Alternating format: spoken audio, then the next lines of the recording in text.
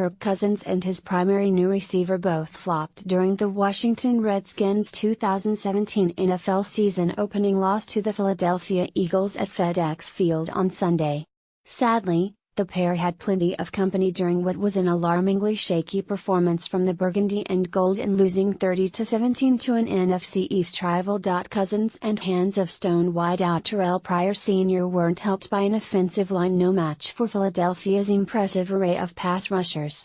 The continued absence of a running game not sufficiently strengthened this offseason also served to hamstring the Redskins' offense. Based on Week 1, it could be a long year for Washington's. It may be longer still for a Redskins defense worked over in the second half by young Eagles quarterback Carson Wentz and his receivers. Incoherent planning from coordinator Greg Manuski, coupled with an inability to finish plays in key moments, wasted some fine individual performances, particularly from newcomers Zach Brown and Terrell McClain. Read on to find out who are the winners and losers for the Redskins after a disappointing start to the new season. Loser, Terrell Pryor Sr. The stat line may show Pryor hauled in 6 catches for 66 yards, but those numbers aren't fooling anybody. Washington's primary wide receiver stunk up the joint in Week 1. Playing against an Eagles secondary suspect at cornerback should have been Pryor's cue to show the NFL community he is ready to assume the mantle vacated by Deshaun Jackson this offseason as the Redskins' big play threat of choice. Instead, all Pryor showed was size and speed. Count for naught if you can't catch the ball with any consistency.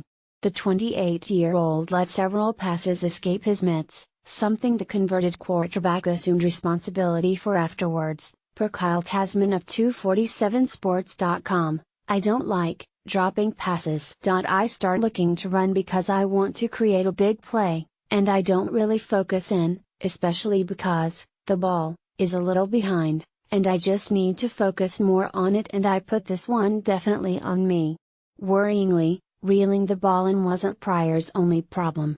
He also struggled to find it at times, ruining Washington's plan to stretch the Eagles vertically early in the game. Some teething problems are inevitable for a receiver playing on a new team in only his second year at the position.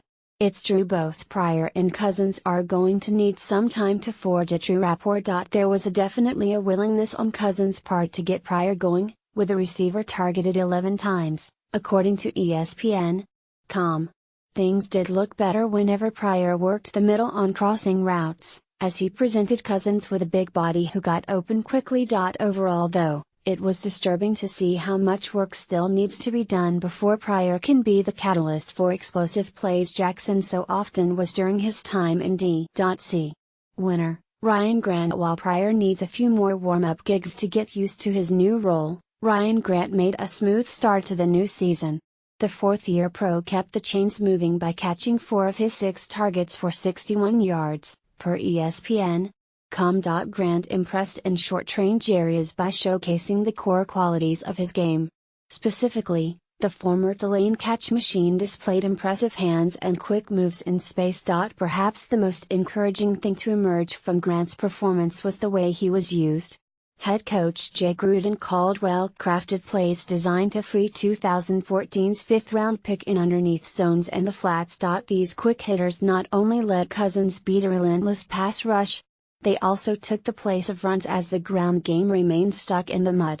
As a sure-handed, possession-style receiver, Grant can be a vital cog in a passing game likely to be scaled down now Jackson is no longer around to push coverage deep, and while the O-line continues to struggle. Loser, Rob Kelly. No offense can function adequately for long without some semblance of balance. Sadly, Rob Kelly failed to provide anything close to this vital quality in Week 1. Washington's lead running back of choice mustered a mere 30 yards on 10 carries against a tough Eagles front.